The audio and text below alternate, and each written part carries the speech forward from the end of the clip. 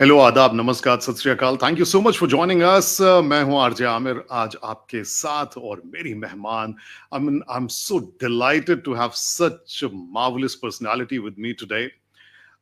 Please welcome Kasturika Mishra ji, who's a talented poet, classical singer, and a very passionate advocate for adoption.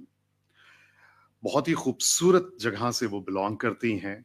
आपने उस जगह का नाम सुना है और मुझे मालूम है कि बहुत से लोग उस जगह पर जाना चाहते हैं, पुरी, ओडिशा में। और कस्तूरिका जो है वो एक मल्टीलिंगुअल पोएट हैं, who writes in English, who writes and recites in English, Odia, Hindi and Urdu. उसके अलावा उन्होंने बहुत सारे रिनाउंड लिटरेरी फेस्टिवल्स जैसे कि Jaipur literature festival, glass house literature festival, Almora lit fest, Kalinga lit fest, Pune lit fest, इन सब जगहों पर अपने वर्ड्स से, अपनी बातों से लोगों को बिल्कुल उनके दिलों को जो है वो छुआ है। उसके अलावा she used to be a former senior cataloging librarian at the US Embassy in New Delhi. And she also writes dance reviews for platforms like nartaki.com and classicalclub.com. और इसके अलावा she is a proud single parent. She adopted her daughter from an Adivasi region in Odisha some 18 years ago. So she is absolutely a delight to have with us. And plus, she's such a beautiful, beautiful person. And apart from that, she has such a beautiful voice कि उससे वो सबको mesmerize कर देती हैं. And we'll be listening to her and we'll be listening to her singing as well. Thank you so much, Kasturika ma'am. Thank you so much for joining us tonight. Thank you for Really, having me, Amir. And I'm very thankful to the Nurture Talk Life for hosting me on such an important day in everyone's life, the last day of a year.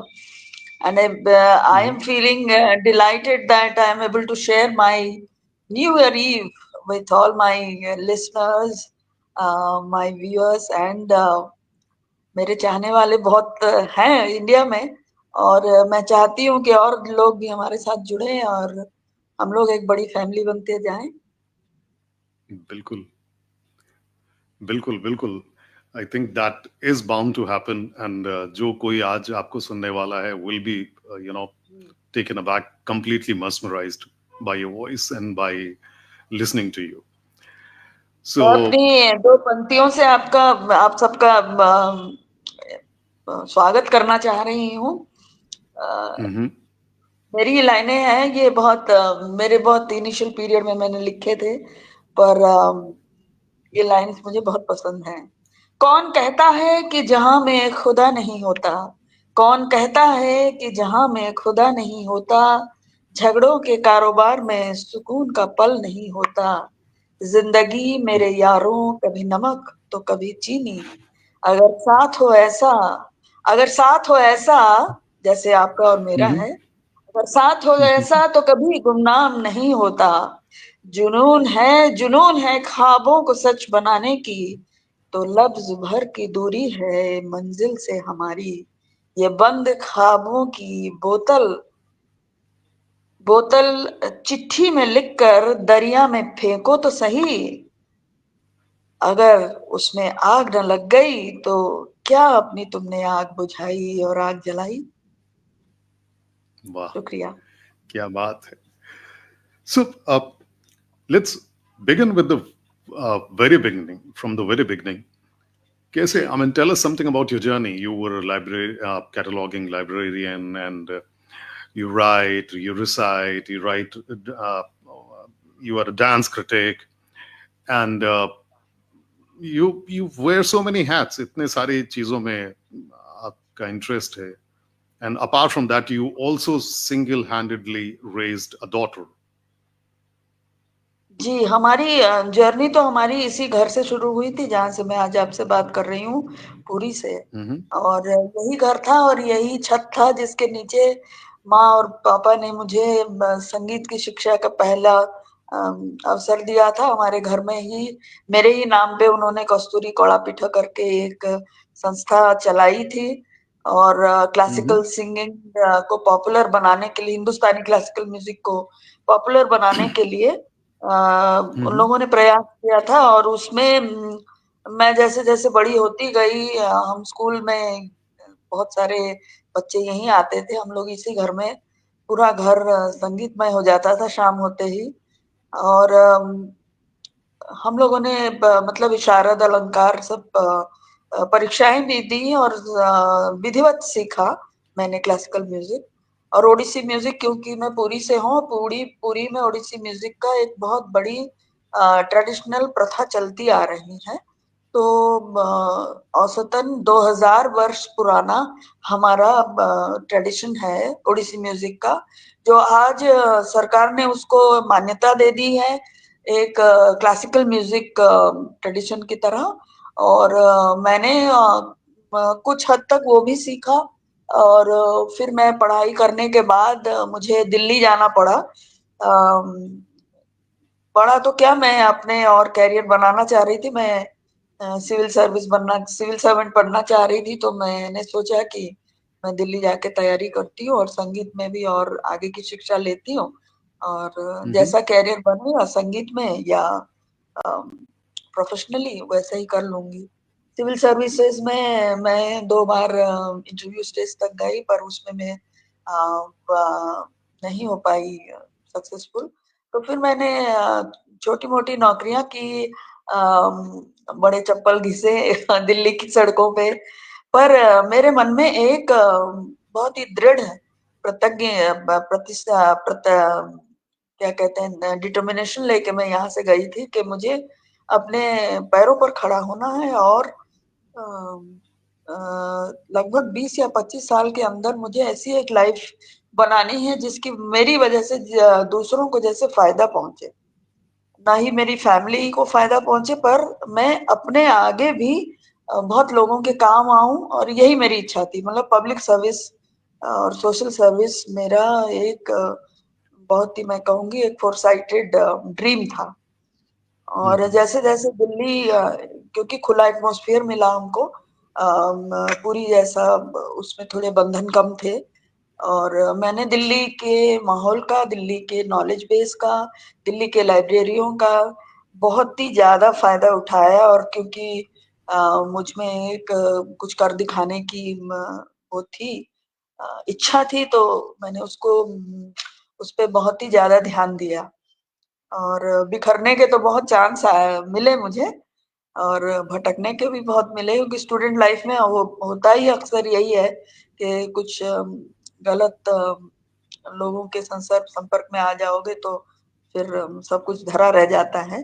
पर ऐसा मेरे साथ नहीं हुआ। सब लोग बोलते रहे दिल्ली बड़ी, Delhi is a cruel city, no, it takes away lot of things from you. But I've always tried to maintain the human touch in all my vocations, be it as a librarian, be it as a adoptive parent, be it as a socially accepted person. And my friendships are very lasting. I don't believe in, deceiving people a lot. So whatever I've got, it's all God's grace, and Shri Jagannath की कृपा हमारे ऊपर हमेशा से बनी रही है, और माता पिता का आशीर्वाद तो रहता आई होप वो कृपा हमेशा बनी रहे। सो you've performed at so many prominent literary festivals, जैसे कि मैंने जिक्र किया था कि है। जयपुर लिट फेस्ट हो गया, ग्लास हाउस लिट फेस्ट हो गया, अल्मोड़ा लिट मेरे फेस्ट हो गया। मेरे शुरुआती करियर में, मैं जब लाइब्रेरियन थी तो मैंने लिखना तो शुरू कर दिया था, और मेरी एक किताब कोविड के दौरान छप गई। मतलब मैं छपा हम्म। पाई, कोविड के दौरान घर पे रहना पड़ा, और हम्म। कुछ थोड़ी सी फुर्सत भी मिली जॉब की टेंशन से दूर, अपने आप को कोविड से दूर भगाने के लिए। मैंने सोचा यही हम्म। टाइम है कि आप अपनी किताब लिख लो और छाप भी लो। पर जब वो छप गई तो मैंने उसे जयपुर लिटरेचर फेस्टिवल को ईमेल किया, और उन्होंने ईश्वर की कृपा से वो एक्सेप्ट हो गई। और जब एक्सेप्ट हो गई तो कोविड के दौरान हम लोगों को वैसे भी सब लोगों को रियलिटी चेक हो गया था कि अंततः हम लोगों को जिंदगी में चाहिए क्या। ठीक है। तो मैंने सोचा कि मैं, मेरी जॉब के भी 20 साल हो रहे थे, और मैंने सोचा ही था कि 20 साल के बाद मैं कुछ अपने लिए जरूर करूंगी, क्योंकि नौकरी आखिर नौकरी ही होती है। और हम्म, मैंने सोचा कि क्यों ना मैं एक अपना, जो मैंने बचपन में सीखा ही है। पापा भी मेरे बहुत अच्छे पोइट्री लिखते थे उड़िया में, और पापा और मम्मी हमेशा चाहते थे कि मैं या तो राइटर बनूं या आईएएस ऑफिसर बनूं या सिंगर बनूं। तो मैंने कहा ये सब चीजें मेरी रुक गई हैं, क्योंकि 9 से 5 की नौकरी में ये संभव नहीं हो रहा है। और जब दूसरे की नौकरी करते हो तो उन्हीं के हिसाब से चलना पड़ता है ना। और अपन बिल्कुल। ने पहले से ही अपन मस्त मौला थे। और कोविड के दौरान मेरे कई फैमिली से रिश्ता बना, मतलब उनके लोगों को बचाने में, उनके जीवन को एक नई दिशा देने में मेरा काफी रोल रहा। और मुझे हम्म, मतलब मौका मिला कि मैं बहुत लोगों को मौत के मुंह से निकाल के ला पाई। और आप यकीन नहीं करेंगे कि शाम को मेरा ऑफिस 7 बजे तक खत्म कर पाती थी मैं, मुश्किल से, और 8 से 12 बजे तक मैं सिर्फ गाना गाती थी। वीडियो कॉल करके ना, जो कोविड का पेशेंट होता था उसको कॉल करती थी, और उसके लिए जो वो बोलता था वो गाती थी। वाह। बिल्कुल। हाँ, और जो वो बोलता था कि ये पढ़ के सुनाइए, या वो बात बताइए, वो ऐसे बताइए, फालतू बातें, बट कन्वर्सेशन मैं करती थी। और इस वजह से मैंने देखा कि 10-12 लोग बच गए।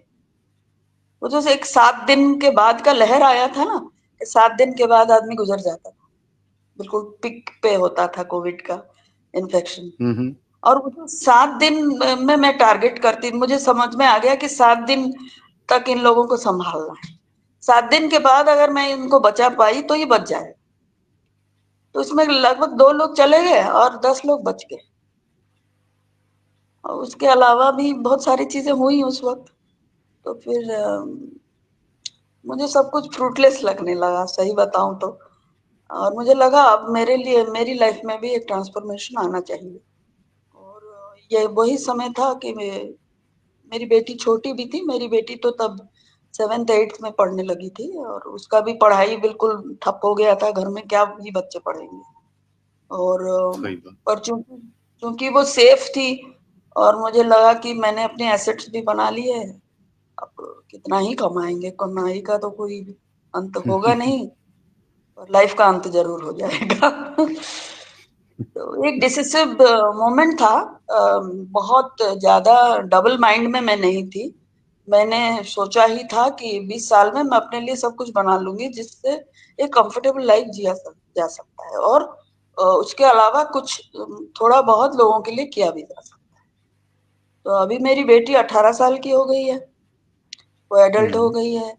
अब उसको मैंने संस्कार के हिसाब से, आप अगर पूछें कि सिंगल पेरेंटिंग के हिसाब से, मैंने उसको बहुत बंधन में नहीं पाला है। मैंने उसको बहुत ज्यादा इंडिपेंडेंट सोच दी है। वो कई बार कुछ चीजें ऐसे कर जाती है बगैर मुझे पूछे, और उसमें वो कामयाब भी हो जाती है और फेल भी होती है। फेल होती है तो मुझे पूछती है, तो मैं कहती हूँ पूछा तो है नहीं आपने, जो मेरा पर्सपेक्टिव लेती। और अगर कामयाब हो जाती है तो मैं तारीफ कर देती हूँ। बाकी मुझे लगता है कि वो एक संभला हुआ बच्चा हो गया है, बड़ी हो गई है वो, अब समझती है। और जितनी भी गलतियां वो करेंगी वो उनके लिए मेरे ख्याल से लर्निंग लेसन होगा। और वो मेरे ख्याल से आजकल के पेरेंटिंग के हिसाब से, मेरे हिसाब से वो बहुत सही तरीका है कि बच्चों को ना इंडिपेंडेंट छोड़ दो। आज की जनरेशन बहुत ज्यादा आप के अनुसार या आपकी तरह बनेगी, ऐसा हो नहीं सकता। और चूंकि वो मेरी नेचुरल चाइल्ड नहीं है, तो मैं ये नहीं बिल्कुल उनसे उम्मीद करती हूँ कि वो मेरी तरह गाएंगी या लिखेंगी, या समझदार होंगे। समझदार तो वो बहुत है, पर जैसे मैं रुक के सोचती हूँ वो सोचेंगे, ऐसा नहीं है। और वो जिस जगह से आई हैं वहां की मिट्टी ही अम, स्वतंत्र रहने की, स्वाधीन रहने की मिट्टी है। मतलब ट्राइबल्स को आप जानते ही हैं, उनका लाइफस्टाइल बहुत ओपन होता है। और उन लोगों के पास हम लोगों के जैसे समाज क्या कहेगा वो बेड़ियां नहीं होती। उनको सोचना नहीं बिल्कुल। पड़ता है कि रात को हम निकल के जाएं या ना जाएं। उनको उनके पास बंधन के हिसाब से कुछ नहीं होता, उनके पास उनके मूलभूत सिद्धांत होते हैं कि बिल्कुल खाना जो है जमीन से उठाना है और जमीन से ही जुड़े रहना है ना। तो मिहिका जो है फैशन मॉडल बनना चाहती, क्योंकि कोविड के दौरान हम्म। उनको लगा कि अब इंटरनेट ही वर्ल्ड है, तो वो फैशन मॉडल बनना चाहती थी। उन्होंने मेहनत भी की थोड़ी बहुत, तो बोली कि हाँ वही करना है। मैंने कहा करो, अब सकल सूरत भगवान ने दी है आपको, परिश्रम करने की ताकत भी दी है, और फिजिकली भी ये लोग स्ट्रांग होते हैं, है ना, ये लोग नेचर में रहते हैं, तो ये स्ट्रांग भी थी। तो ये फाइनलिस्ट बनी। यहाँ मुंबई में एक कॉन्टेस्ट हुआ था, ब्यूटी पेजेंट, उसमें ये 5,000 बच्चों के बीच 23 लड़कियों को चूज किया गया, उसमें ये 8 हम्म। तक गई। तो उसके बाद इन्होंने तो मॉडलिंग का भी कोर्स किया, फिर उन्होंने अब ये फाइनल फैशन कम्युनिकेशन पढ़ रही है, ग्रेजुएशन के पहली ईयर में है अभी। तो देखिए आगे आगे क्या होता है। क्या अभी बात है।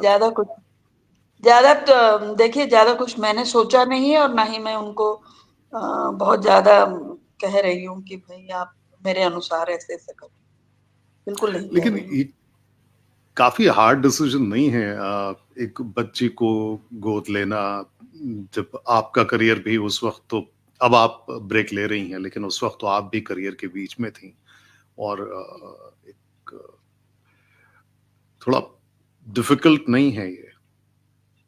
डिफिकल्ट तो था, उसमें बहुत सारी हम्म। अड़चने थी। मतलब हम्म। कहा जाए तो हम लोग पारंपरिक समाज से आते हैं, हमारी घर में ही हमारे लिए बहुत सारी अड़चने हो जाती हैं, है ना। और देते हैं कि क्या मतलब दिल्ली जाके यही सब करना था, तो पुरी में रहती तुम अपना शादी कर लेती, अपना ही बच्चा कर लेती, क्या दिक्कत है। तो ये सब जो एक चलता आ रहा है सिस्टम, उसके अगेंस्ट में आप कुछ भी करेंगे तो उसमें तो लोग जरूर उस पे वो करेंगे, ऑब्जेक्शन ऑब्जेक्शन तो होगा करेंगे। ही।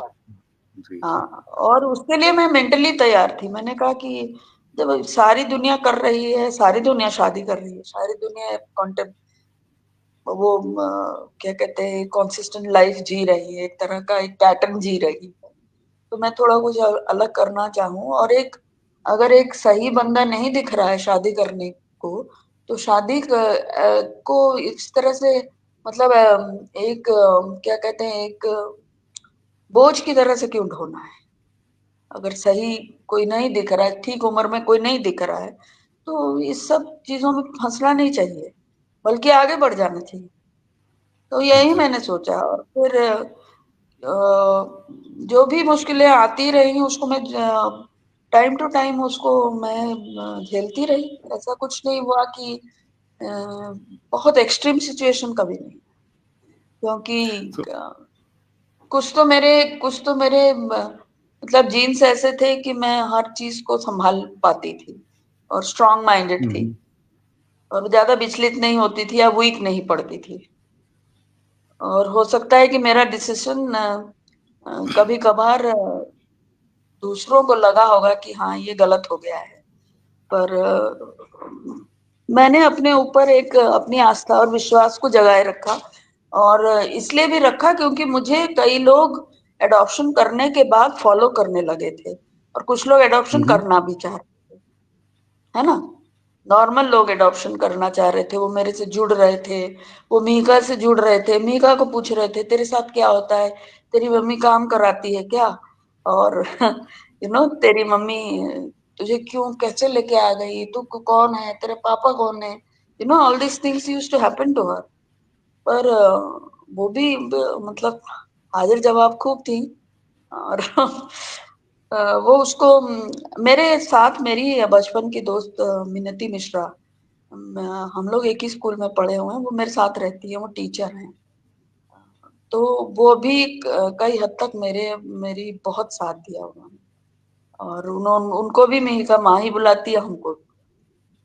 तो हम लोगों का एक्चुअली एक जॉइंट फैमिली है। और अभी भी हम लोगों का मतलब ये रहता है कि हम 3 स्ट्रांग वुमेन हैं। क्या बात है।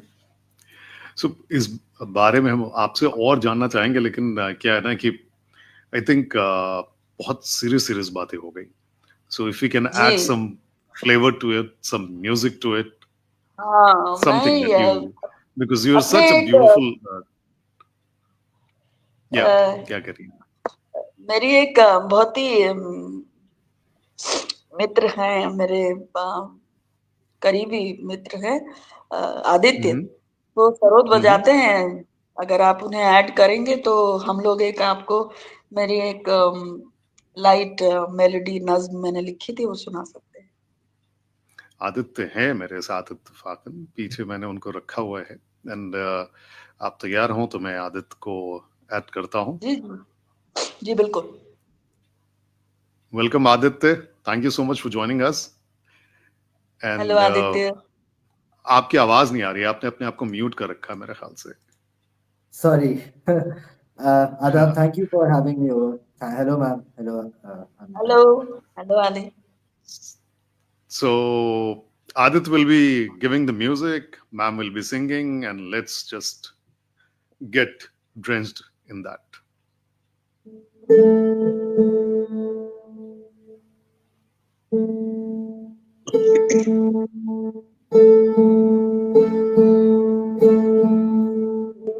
धीरे हाँ धीरे धीरे धीरे धीरे वो आज राज खुला, गैरों के बीच वो मयस्सर मिला। नजरों से हमने दस्तक दिया, लबों से उसने इजहार किया। कैसे कैसे? कैसे? कैसे? धीरे धीरे हाँ धीरे धीरे बज़्म आलम से हम बेखबर रहे, होश में भी तो हम नहीं थे। रात ढलती गई और ढलती गई, दिल की बातों का फिर अफसाना हुआ। कैसे? कैसे? कैसे? धीरे धीरे हाँ धीरे धीरे हल्की हल्की सी थी वो नूरे नजर, बिछ गई मेरी अंधेरी गलियों पर। रुक रुक के चले थे चार कदम, दबे पाँव आंगन कांप गए। कैसे? कैसे? कैसे? कैसे? धीरे धीरे हाँ धीरे धीरे हमदम दुहाई देता रहा, जिस्म को सिहाई देता रहा, अपना कर मुट्ठियों को दीवारों में गया कफन से आजाद मिला। कैसे? कैसे? कैसे? धीरे धीरे हाँ धीरे धीरे काफिर कहो, बेहया कहो, तोहमत लगा लो दुनिया भर की। हम उनके हुए किस किससे कहें, जीने मरने का मंजर हमारा हुआ। शुक्रिया। क्या बात है। I'm थैंक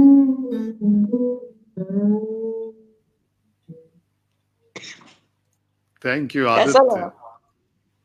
बहुत बढ़िया, बहुत बढ़िया। दैट वाज रियली ये ऑसम बहुत एंड थैंक यू। धीरे धीरे चलने वाला इश्क है, धीरे धीरे शुरू हुआ। And thanks to Aditya for that lovely music. Aditya is very good, thank you Aditya. Very so गाती भी हैं आप, डांस रिव्यूज भी लिखती हैं। सो क्लासिकल डांस में भी आपका खासा इंटरेस्ट है जी, आपको। मैंने can actually you able to बचपन में मैंने बचपन में ओडिसी डांस सीखी थी, 6 से 7 साल मैंने सीखी। और और दिल्ली में रहने के दौरान मैं संगीत स्कूल में हॉस्टल में रहती थी, तो कथक, भरतनाट्यम और छऊ, इन सब से मेरा एक्सपोजर बढ़ा वहां पर। और चूंकि कथक में शास्त्रीय संगीत ज्यादा यूज होता है, हिंदुस्तानी शास्त्रीय संगीत, तो मेरा रुझान ठुमरी और दादरा वगैरह सुनने और विभिन्न गुरुओं के क्लासेस में जाके बैठ के जस्ट सुनने ही में बीता। सीखने को, सुनने को संगीत नाटक एकेडमी की लाइब्रेरी में लगभग 1 घंटा 2 घंटा मेरा जो फ्री टाइम होता था, मैं उसको बिल्कुल वेस्ट नहीं करती थी। तो सुबह हमारी क्लास होती थी और लंच खाने के बाद मैंने लाइब्रेरी में एनरोल कर लिया था, और आधा टाइम मैं अपनी पढ़ाई करती थी आईएएस की, और आधा टाइम मैं संगीत नाटक एकेडमी के लाइब्रेरी में जितने भी पुराने उस्तादों की रिकॉर्डिंग्स होती थी, thumri, Dadra, you name it, जो भी क्लासिकल म्यूजिक वहां पर स्टोर है, वहां पर एक रिपोजिटरी है, तो वो मैं लगातार सुनने जाती थी। तो उसकी वजह से ना मेरे कान पक्के हो गए म्यूजिक पे, आप समझ रहे हैं? और जिन चीजों को यहाँ जैसे पुरी में बैठ के हमें सुनने को मिलता नहीं था, ऑल इंडिया रेडियो के अलावा हमको कोई वो नहीं था कि भाई हम कहीं और कुछ सुन ले, तो वो हमको मिल गया एक तरह से। तो जब मैंने नौकरी छोड़ दी और मैंने देखा कि ये एक फील्ड है, मैंने एक इक्का दुक्का बीच बीच में लिखा होगा क्रिटिसिज्म, पर नौकरी छोड़ने के बाद मैंने देखा कि दिल्ली में डांस पे लिखने वाले बहुत कम हैं, और जो लोग हैं वो बहुत बुजुर्ग हो चुके हैं, और उनसे हो नहीं रहा, मतलब सारे प्रोग्राम्स में वो जा नहीं पा रहे हैं। और मैंने एक मेरी मित्र थी गौरी दिवाकर, उनके प्रोडक्शन से शुरू किया कि मैं लिख के देखती हूँ कोई एक्सेप्ट करता है कि नहीं। और मैं बहुत खुश नसीब रही कि मेरा रिव्यू एक्सेप्ट हो गया नर्तकी में, क्लासिकल क्लैब्स में। फिर मैंने कहा ऑनलाइन ही लिखा जाए। तो अब लिखते लिखते ये हुआ है कि नर्तकी में अब मैं एक सर्टिफाइड क्रिटिक बन गई हूँ। पर हाँ कई बारीकियां हैं, कई ग्रामर के एस्पेक्ट्स हैं जिसमें मैं अभी अपने आप को एजुकेट कर रही हूँ। जैसे मैं लिखने से पहले भी, जैसे आप अगर पूछेंगे कि राइटिंग में आप क्या अचानक से इतना अच्छा कैसे लिख लेती हैं, तो अचानक से कुछ भी नहीं होता है। ये बहुत स्लो प्रोसेस है और इसमें बहुत धैर्य की जरूरत होती है। कई बार रात को भी बस सोने जा रहे हैं और आपको 2 लाइन आ गए जहन में, 2 लाइन आ गई, या एक शब्द या 2-3 शब्द आपने कहीं से सुन लिए, अब वो अगर बनना शुरू हो जाएगा तो रात बीतेगी बनने में। और अगर नहीं बन पाया तो वो सुबह तो मतलब आपको सब छोड़ के वही करना है। और मैं तो कई दफे रूड हो जाती थी घर में जब मैंने शुरू किया था, और मुझे जैसे होता है ना कि नया नया मुल्ला जो है ज्यादा नमाज पढ़ता है तो उस तरह से उस तरह से मेरी हालत हो गई थी कि 2 लाइन जैसे ही आ गया तो मिश्रा जी गायब, घर से गायब, कभी बागीचे में, कभी गाड़ी लेके चले गए, हाईवे पे खड़े हैं, इधर उधर खड़े हैं गाड़ी में, पेन बैग में हमेशा एक पेन और एक छोटी कॉपी में दिखा रही हूँ, देखिए ऐसी एक कॉपी रहती थी। अच्छा।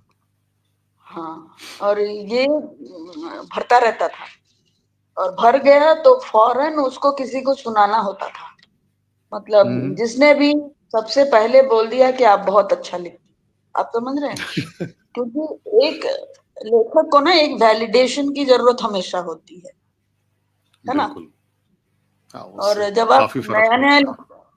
हाँ, और जब आप नए नए लिखते हैं तो आपको वैलिडेशन की और ज्यादा जरूरत पड़ती है। और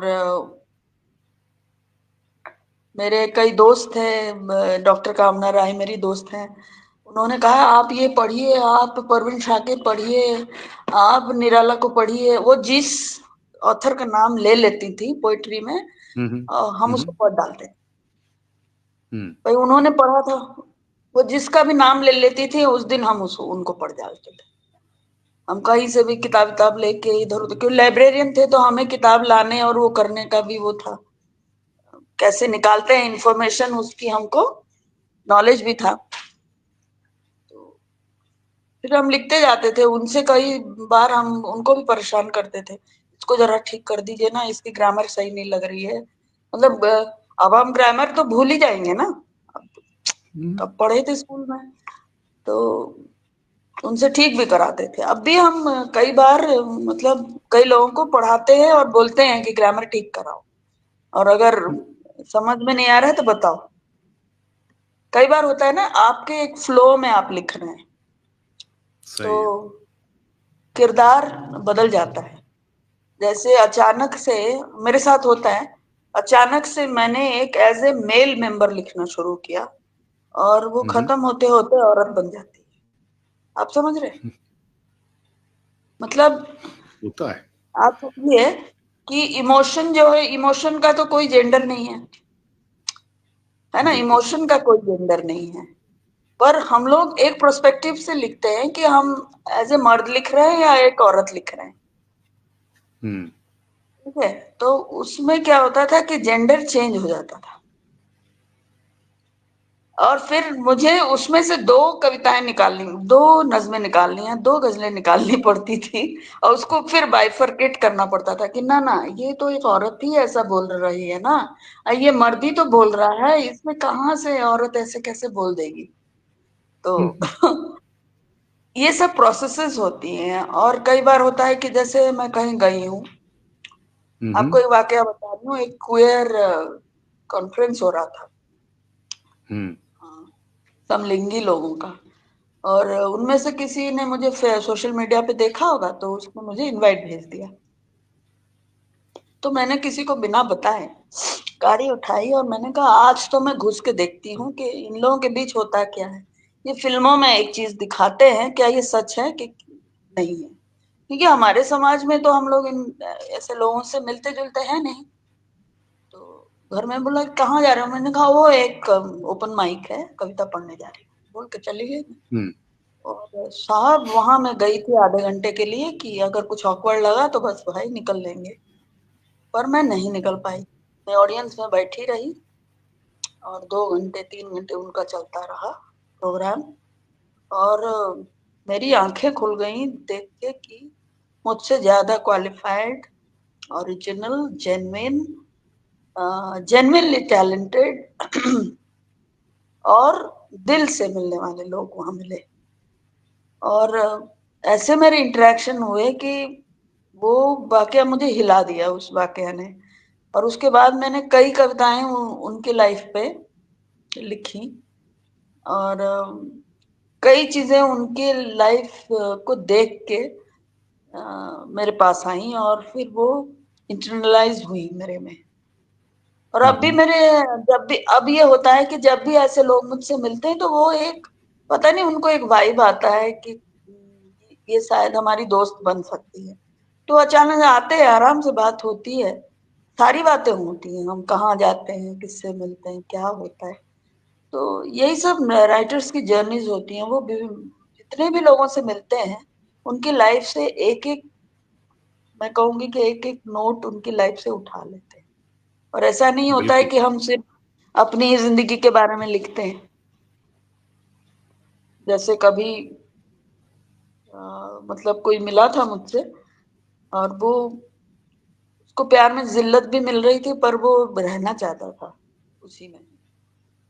तो उसके वर्ड थे कि उस शख्स से वफा की उम्मीद नहीं थी कभी, उस शख्स से वफा की उम्मीद नहीं थी कभी, शीशे के मकान में शक्ल दिखाता रहा वो, कह रहा था साथ देगा उम्र भर मेरा, पल भर के निशान को भी मिटाता रहा वो। गिनती के दो सितारे थे, गिनती के दो सितारे थे मेरे नसीब, बेहोशी की हालत में भी चुराता रहा वो। होश में भी क्या बात। हम, होश में भी इस फरेब को, होश में भी इस फरेब को, मतलब मैं, मुझे पता था कि वो मुझसे, मतलब वो फरेब कर रहा बेवफा है, कर, धोखा दे रहा हाँ, है। हाँ, धोखा दे रहा है। होश में भी इस फरेब को बखूबी निभाता रहा वो मुझे तसल्ली देता रहा कि वो मुझे प्यार करता है, पर नहीं करता था। तो इस तरह की चीजें हमारे पास आई। ये फिर मैंने, मुझसे लिखा गया ये, तो चाह ये थी, चाह सी उठी दिल में, एक और नज्म सुना रही हूँ। चाह सी उठी हम्म, दिल में, हद हो गई आरज़ू की, खूब हमने उठाई जहमत, उसने जब हमारी जुस्तजू की, तारीफ से रहे हम मोहताज,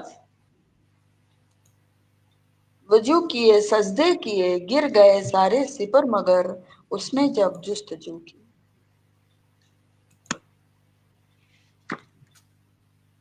ऐसे दो दो लाइनों का हिंदी और उर्दू की एक किताब आई है, मौसम इश्क का है, हम्म, ऑनलाइन अवेलेबल है, अगर कोई मौसम पढ़ना इश्क का। चाहे। मौसम इश्क का है, और उसमें आधी तो मेरी उर्दू के नज़में हैं, चार चार जो हम्म, पांच पांच छह छह बंदों के, और हिंदी कविताएं हैं उसमें। उसमें से एक और मैं सुना रही हूँ कि पहले तो कांटों से डर लगता था, पहले तो कांटों से डर लगता था, अब तो कोई फूल देता है तो डर लगता है। तुम्हारे आने से पहले दर पर होती थी नजर, तुम्हारे आने से पहले दर पर होती थी नजर, अब तो कोई दस्तक देता है तो डर लगता है।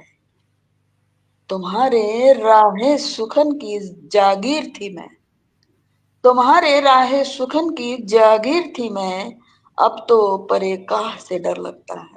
परेकाह मतलब तिनका, घास का तिनका।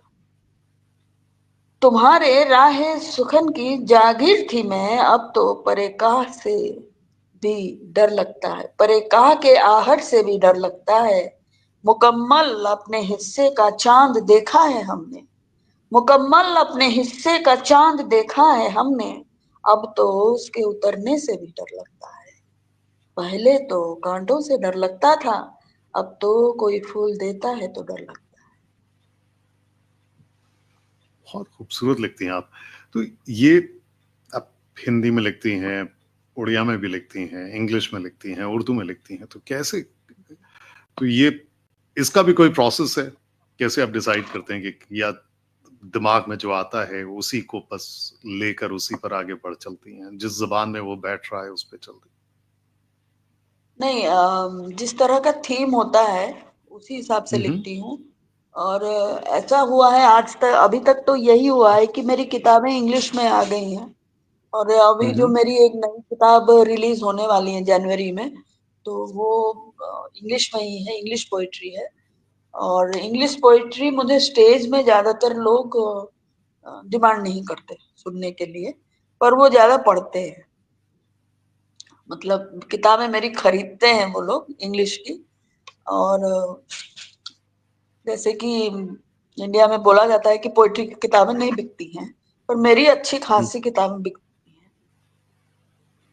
अच्छा लिखती हैं इसलिए बिकती हैं। हैं। और पर मैं ज्यादातर स्टेज पे उड़िया और इंग्लिश, हिंदी और उर्दू सुनाती हूँ, क्योंकि ऑडियंस ऐसे ही होता है। बिल्कुल और बिल्कुल। हाँ, जहाँ पे मल्टीलिंगुअल स्पेस मिलता है, तो सब लोग, कोई बांग्ला में, कोई संथाली में, कोई गुजराती में सुनाता है, तो मैं भी उड़िया में सुनाती हूँ। तो अभी मेरी उड़िया की किताब नहीं आ पाई है, क्योंकि अभी समय इतना मिल नहीं रहा है कि मैं पूरा उसको एक किताब के फॉर्म में ले लूं। पर हाँ, जरूर अभी पहला जनवरी में भी तो आपका कुछ आने वाला है 2025 में मेरे ख्याल से। जनवरी में इंग्लिश की मेरी सेकंड कलेक्शन आने वाली है। और ओह अच्छा, चूंकि ऑल द बेस्ट फॉर हाँ, दैट। Thank you. सो ये तो आपके लिखने की बात हो गई, लेकिन आप साथ ही साथ, जैसे कि अभी थोड़ी देर पहले बात कर रहे थे, आपने एक बच्ची अडॉप्ट करी और अब वो बड़ी हो गई है। सो आप काफी स्ट्रॉन्ग एडवोकेट भी हैं जो अडॉप्शन को लेकर। लेकिन जी कहा जाता है कि बहुत सारे यहाँ पर चैलेंजेस भी हैं जो अभी भी एग्जिस्ट करते हैं, अगर अडॉप्शन की बात करें तो। टैबू तो है उन सोसाइटी में अभी भी। मतलब हम्म बॉटलनेक्स तो देखिए, सबसे बड़ा बॉटलनेक जो है वो दिमाग है।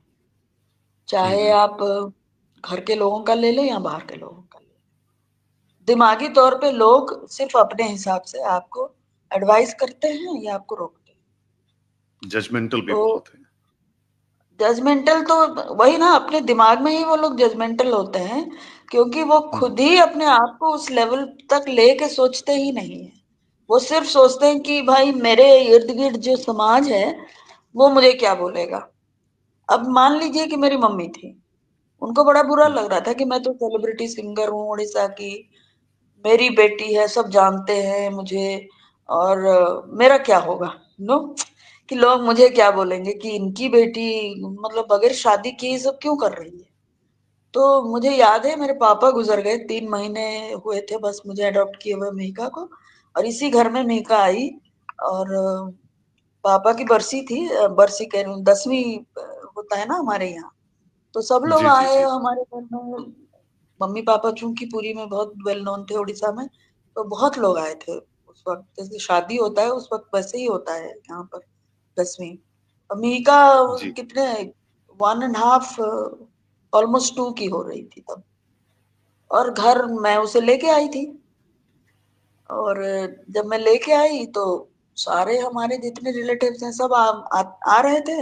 अब मम्मी उनको बार हम्म बार यही कह रही थी कि देखिए ना कितनी बड़ी गलती कर दी इसने, अब कौन शादी करेगा इससे। और मेरी तो चिंता और बढ़ गई, इसके पापा भी चले गए, अब ये क्या करेगी और इस तरह। और मेघा मैडम जो है वही उन्हीं के गोद में बैठ के ये सब सुनती थी। मतलब हमारे घर का कोई भी मेरे भाइयों के भी बच्चे थे, वो नहीं भटकते थे नानी के पास। ठीक है, मेघा मैडम वहीं बैठती थी जहां मम्मा ये सब बोल रही हैं, और वहीं लोगों से सामान छीनती थी, वहीं लोगों के सामान लेके गायब हो जाती थी, है ना।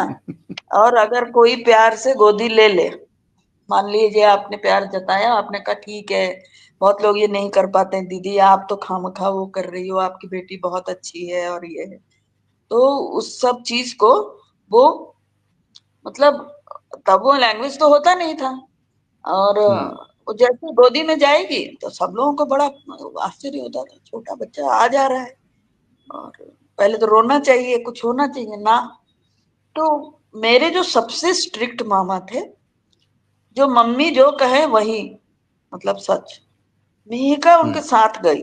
ठीक है, उसने हाथ हम्म बढ़ाया, वो ले गए उसको। तो फिर मुझे पूछे कि इसको ले जाऊं, लेके थोड़ा चॉकलेट खिलाऊं। तो मैंने कहा आप मतलब आप उसके नाना जी हैं, तो आप उसको चॉकलेट खिलाएं, घुमाएं, जो भी करना चाहें आप करें, कपड़े दिलवाएं, गाड़ी में घुमाएं। और अरे अच्छा, ये रोएगी नहीं, वो ऐसा। मैंने कहा सब यहाँ इतने बच्चे हैं, कोई ऐसा कर रहा है क्या, आप ऐसे पूछ रहे हैं। कोई भी बच्चा जिसको चॉकलेट दोगे वो मना करेगा, गाड़ी में घूमने को मना करेगा। और मैं ही आपको, मैं माँ हूं, मैं आपको बोल रही हूँ ले जाइए। और ये गई। और इन्होंने, जब वो वापस आए हैं, तो मामा जी का पूरा लैंग्वेज ही चेंज हो गया था। आप समझ रहे हैं।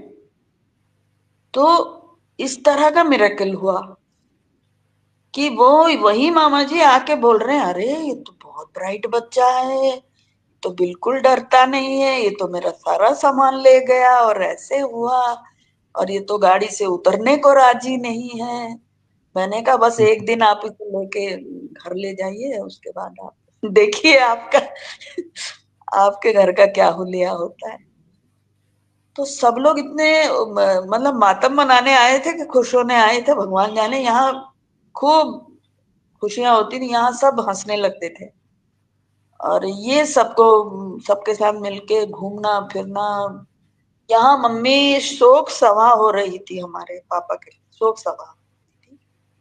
तो मम्मी चूंकि गाती थी तो मम्मी हारमोनियम बजा रही थी। तो ये मेरे गोद में बैठी थी, तो हम भी बैठे थे। तो हमने कहा बस उठना मत, तो दबोचे रखा था।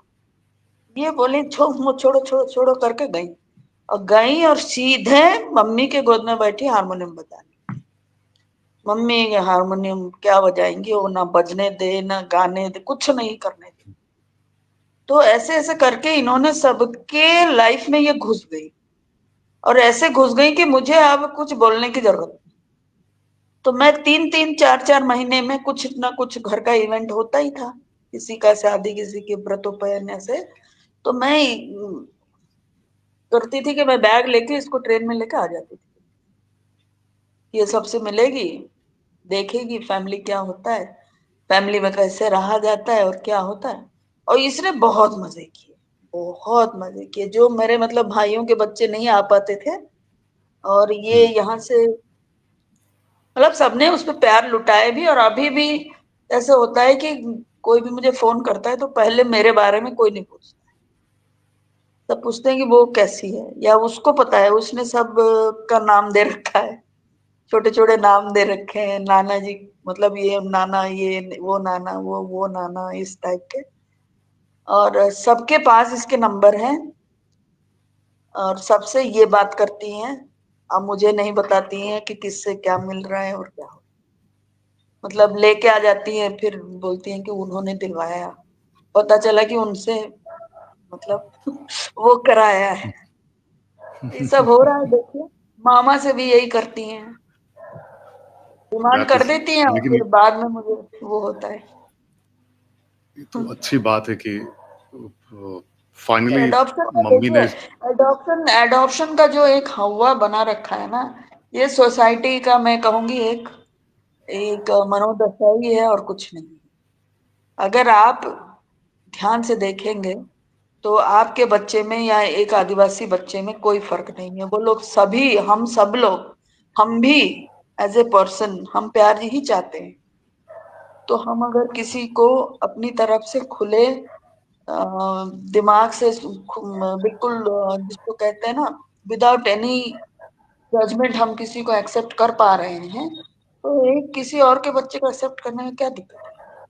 उनका रंग तो नहीं बदल रहा है, रिश्तों का, रिश्तों के जो डिमांड्स होते हैं वो तो नहीं बदल रहे हैं। और जहां तक सवाल प्रॉपर्टी और इस सब चीज का है, अ, हमें क्या मालूम कौन किसके कहाँ के प्रॉपर्टी में रहेगा, क्या करेगा। ये भी सब तो यहीं रह जाएगा, क्या मालूम कौन लेगा क्या लेगा। कुछ तो कोई लेके जा ही नहीं रहा है। कम से कम जितने दिन यहाँ हैं, हम लोग आपस में प्यार से तो रह ही सकते हैं। बिल्कुल बिल्कुल बिल्कुल और फिर इसमें सो समाज को कोई नुकसान नहीं हो रहा है। देखिए, हम एक तरह से हम एक जिम्मेदारी समाज का हम अपने ऊपर ले ले रहे हैं, ठीक है। और मेरे बाद लगभग 10 या 12 फैमिलीज ऐसे हो गई हैं जिन्होंने बच्चा अडॉप्ट किया है, और उनका पहला कॉल मेरे पास आया है। उनके पेरेंट्स या उनके घर को नहीं गया है। और हम मीका को लेके भी जाते रहते हैं, मतलब उनके घर जाते हैं, फिर बच्चा आ गया तो फिर मीका को लेके जाते हैं मिलने, फिर मीका उनका बच्चा लेके घुमाती हैं। तो कभी जैसे हम लोगों का एडॉप्शन मीट भी होता है, जैसे कारा के थ्रू मैंने लिया था। कारा जो सेंट्रल एडॉप्शन एजेंसी है, वो कारा की मीट्स भी होती हैं। तो हम सारे बच्चे इकट्ठे मिलते हैं। किसी को ये नहीं लगता है कि हम कोई दूसरे फैमिली के हैं, सबको लगता है हाँ एक बड़ी सी फैमिली है, बहुत सारे बच्चे, that's it. That's beautiful that's और अब एक्चुअली तो वेरी ये ब्यूटीफुल धीरे धीरे ये हो रहा है कि मतलब वो एक ना अपना और पराये का वो एक लाइन मिटता जा रहा है। मेरे आसपास जितने भी लोगों को आप मिलोगे, तो सब लोगों का मुझे देखने का या मीका को देखने का एक अलग नजरिया है। जो आमतौर से शायद सस्पिशन या शायद जेलसी या घृणा में होगा, और वो बाद में बदल जाता है। उनको लगता है कि ठीक है, तो पढ़ाई तो रही है, बड़ाई तो कर रही है, क्या कर रही है, खुद तो कुछ कर नहीं रही है अपने लिए, किसी और के लिए तो कर रही है। तो वो लोग भी आपको ना आप डिफेंड करते हैं। कहीं कुछ कोई बोलता भी है ना, तो वो डिफेंड करते हैं। वो कहता है नहीं नहीं, सब हम सबके बारे में सुनेंगे, उनके बारे में नहीं सुनेंगे। तो देखिए, अभी तो हमारी तो आधी लाइफ खत्म हो गई, उनकी शुरुआत है, अब देखिए क्या करती है। तो कस्तूरिका जी, ये बताइए, आपने इतनी सारी बातें शेयर करी हैं, आपकी एक अच्छी खासी जर्नी रही है, और बहुत ही कमाल की जर्नी है बेसिकली, अगर हम कहें तो आप एक यूएस एम्बेसी में लाइब्रेरियन हुआ करती थी। उसके बाद आप एक बहुत ही जानी मानी मशहूर पोएट्रेस और एडवोकेट हैं, अडॉप्शन को लेकर राइटर हैं, क्रिटिक हैं। सो इन सब चीजों से जो चीजें आपने सीखी हैं, तो कुछ ऐसी चीजें जो आप हम सबके साथ शेयर करना चाहती हैं, खास तौर से राइटर्स के साथ शेयर करना चाहती हैं, और माँ बाप के साथ शेयर करना चाहती हैं? मैं तो कहूंगी कि राइटर बनना तो एक मतलब बहुत ही हिम्मत का काम है। अगर आप में वो जज्बा है तो आप इसको जरूर परस्यू करें, और इसके हम्म। लिए जो मेहनत जरूरी है वो भी आप करें। जैसे कि एक राइटर के लिए सिर्फ लिख लेना काफी नहीं है। कुछ लोग सोचते हैं कि बस कोई भी टॉपिक पे ऐसे ही लिख के स्टेज पे आ जाते हैं, या किसी के पास कोई मतलब कॉन्टैक्ट्स होता है तो वो भी आ जाते हैं। और जब आप स्टेज पे आते हैं ना, तब मेरी रीडिंग है कि कुछ हद तक तो लोग आपकी वेशभूषा या आपकी कॉन्टैक्ट्स, या आप किस फैमिली को बिलोंग करते हैं, मान लो एक जानी मानी फैमिली से हैं आप, या आपने कौन से पब्लिशर से पब्लिश किया है, कि आपको पेंगुइन ने छापा है, आपको बड़े बड़े पब्लिशर ने छापा है, वो कुछ हद तक काम आता है। बिल्कुल। और एक दो इंस्टेंस के बाद लोग इसको एक्सेप्ट नहीं करते। चाहे हो सकता है वो आपकी पहली किताब खरीद ले, ठीक है, या आपको वो दो चार प्लेटफॉर्म्स ऐसे मिले, वो आरजे आमिर का शो हो या मतलब जयपुर लिटरेचर फेस्टिवल का स्टेज हो, आप हम्म। अल्टीमेटली अपने हुनर के ऊपर लोगों के बीच पहचाने जाते हैं। तो वो पहचान बनाने के लिए जो चीज जरूरी है, उसमें सबसे अनिवार्य क्वालिफिकेशन जो मैं मानती हूँ वो है पढ़ना। आप जितना पढ़ेंगे उतना आपका क्राफ्ट और अच्छा होता जाएगा। अगर आप में वो चीज है तो वो निखर के आएगा। मैं आपको बताऊं, जिस दिन मैंने पहला अपना ओपन माइक अटेंड किया था, मैं तुक्के से गई थी कि देखती हूँ ये क्या होता है ओपन माइक। किसी ने बताया, और मैंने जाके वहां बशीर बद्र की अपनी एक कंपोजिशन, मैंने 4-5 गजलों की कंपोजिशन बना के रखी थी कि एल्बम बनाऊंगी अपना। तो मैंने हम्म। सोचा वो सुनाती हूँ, है ना। वो चिराग बेनजर है, ये सितारा बेजुबां है। अच्छा, स्केल हमने देना देखा कि बेटा। जैसे ही आपने गाना शुरू किया, आदित्य भाई ने फौरन अपना जो है वो। आदित्य, जी। मैं एक दो लाइन अपनी एक गजल की सुना रही हूँ अभी, हाँ, उसके बाद वो वाला गाएंगे। वो चिराग बेनजर है, वो सितारा बेजुबां है, अभी तुमसे मिलता जुलता कोई दूसरा कहाँ है।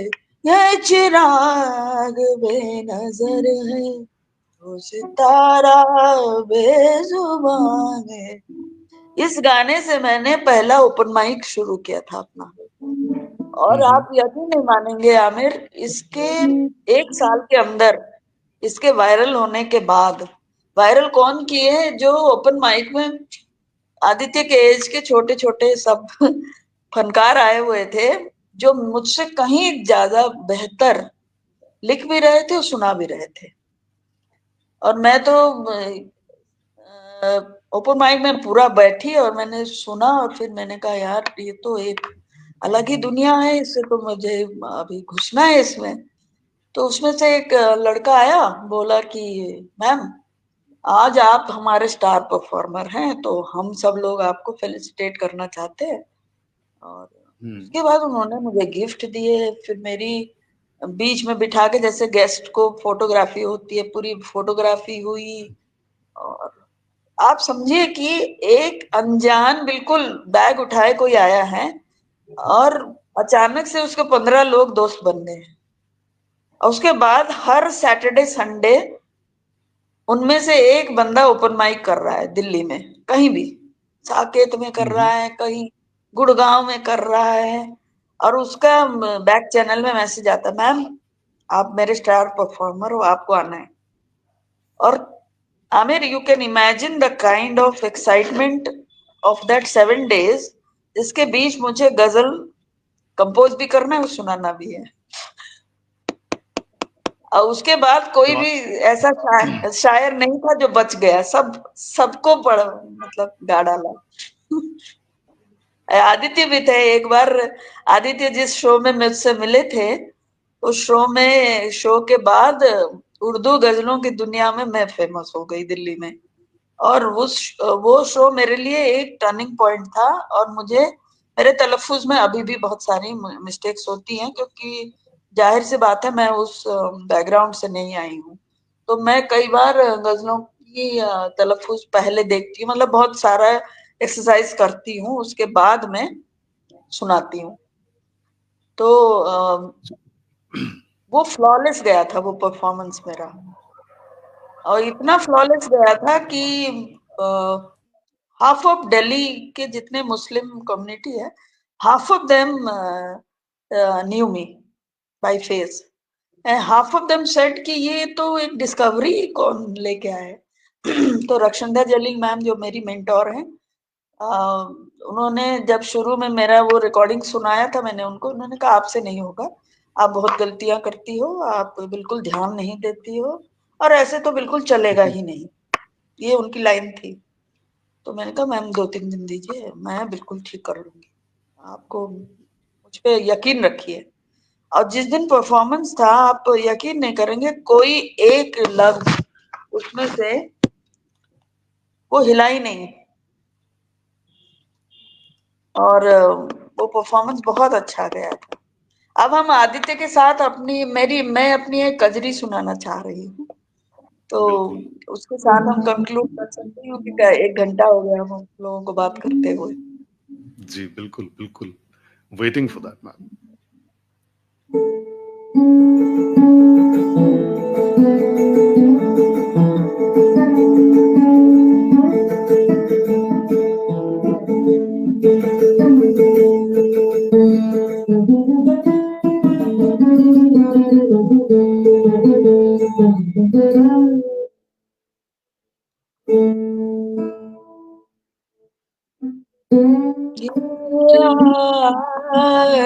बदरिया सावन के, सावन के मन भावन के घिर आई बदरिया सावन के, नैनों के बदर भीगे भीगी मोरी आंगिया, पीली पीली चुनरी रंग चढ़ाई हरी चूड़िया,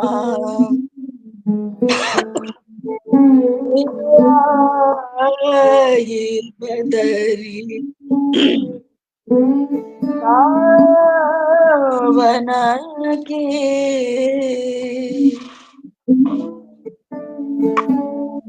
Thank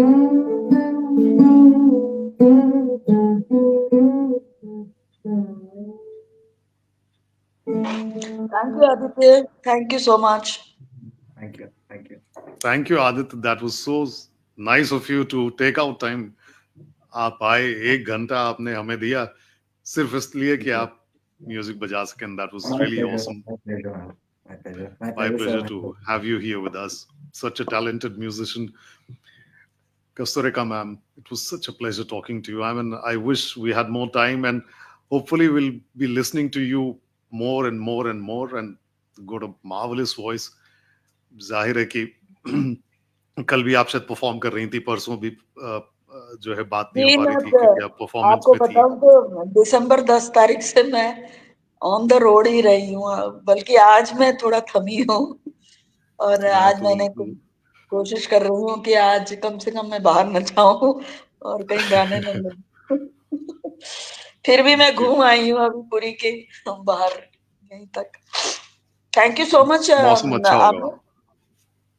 यहाँ बहुत मौसम Thank you. अच्छा है, यहाँ पे बीच भी है, टेम्पल्स भी हैं बहुत सारे. तो अगला साल आप मेरा आने का सबके बड़ा लिए मन है. बहुत आप आइए, आप जरूर आइए, मेरा घर है, ठहरिए मेरे साथ. मैं उम्मीद करती हूँ कि नया साल आप लोगों के लिए एक नई सौगात लेकर आएगा. आमिर, आपके लिए, फरहून मैम के लिए, फरहून फरहा मैम के के लिए. लिए, और हमारे लिसनर्स के लिए नया साल बहुत बहुत बहुत मुबारक हो. आप लोग स्वस्थ रहे, हंसते रहे, फैमिली अच्छी रहे आपकी, और इंशाल्लाह हम लोग दोबारा बहुत जल्दी मिलेंगे.